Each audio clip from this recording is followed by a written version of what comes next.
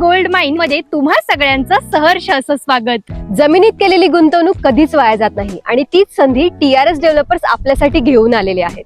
बारामती तालुक्यामध्ये असणाऱ्या सुपे मोरगाव येथे 10 गुंठ्यांचे प्लॉट्स फक्त 22,50,000 रुपयांमध्ये।